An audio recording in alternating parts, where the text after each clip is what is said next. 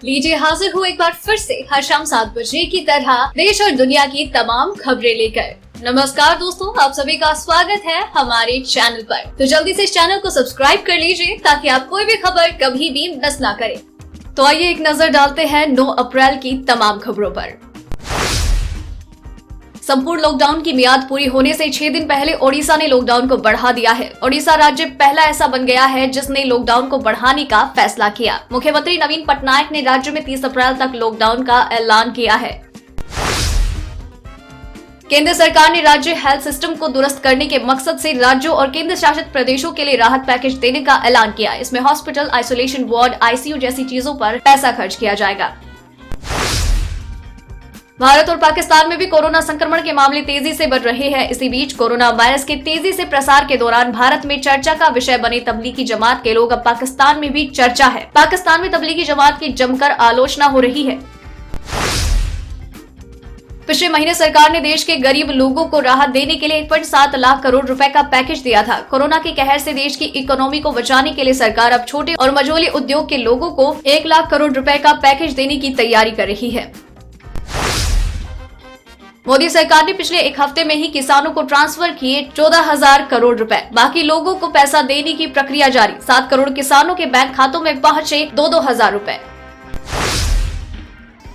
देश में अब तक कोरोना के मरीजों की संख्या 5,734 हो चुकी है। वहीं मरने वालों का आंकड़ा 166 तक पहुंच गया है। हालांकि 473 मरीज कोरोना को मात देकर घर लौट चुके हैं। महाराष्ट्र में सबसे ज्यादा 1,297 लोग कोरोना से संक्रमित हैं और दिल्ली में कोरोना के 669 लोग संक्रमित हैं। कोरोना वायरस के संकट की वजह से देश में 21 दिनों का लॉकडाउन जारी है और बाजार पूरी तरह से बंद है। इस बीच अलग अलग इलाकों में सबसे बड़ी मांग शराब को लेकर आ रही है। कर्नाटक में भी लगातार उठ रही इस मांग पर कैबिनेट में चर्चा की जाएगी। प्रधानमंत्री मोदी ने साउथ एशियन एसोसिएशन और रीजनल कॉरपोरेशन देशों के साथ इस पर चर्चा की थी, लेकिन इस चर्चा में पाकिस्तान शामिल नहीं हुआ। पाकिस्तान ने इसका कारण बैठक को भारत के द्वारा होस्ट किया जाना बताया। कोरोना का कहर भारत की अर्थव्यवस्था को तरक्की के लिहाज से कई दशक पीछे ले जाएगा। ग्लोबल ब्रोकरेज फर्म गोल्डमैन सैक्स ने ये गंभीर चेतावनी दी है कि कोरोना के प्रकोप और लॉकडाउन की वजह से इस वित्त वर्ष यानी कि 2020-21 में देश के सकल घरेलू उत्पाद में बढ़त दर महज 1.6% रह जाएगी। देश में कोरोना वायरस का संकट लगातार बढ़ता ही जा रहा है। इस बीच 21 दिन के लॉकडाउन की अवधि भी खत्म होने को है। इस बीच कई राज्य सरकारों ने कोरोना वायरस के हॉटस्पॉट बने शहरों को सील करने का फैसला किया। दिल्ली, उत्तर प्रदेश और मध्य प्रदेश में किन शहरों को सील किया गया है? एक व्यक्ति अपने रिश्तेदार के अंतिम संस्कार में शामिल हुआ और वहां लोगों के साथ खाना खाया। ये व्यक्ति अमेरिका के शिकागो शहर का रहने वाला है। इस तरह से इस शख्स ने अनजाने में ही 15 और लोगों को भी कोरोना संक्रमित कर दिया, जिसमें से 3 लोगों की मौत हो गई। भारतीय रेलवे लॉकडाउन खत्म होने के बाद 15 अप्रैल से ट्रेन सेवा शुरू करेगी या नहीं, इस पर अभी फैसला होना बाकी है। यात्री ट्रेनों का परिचालन शुरू होने की खबरों का रेलवे ने अभी खंडन किया है।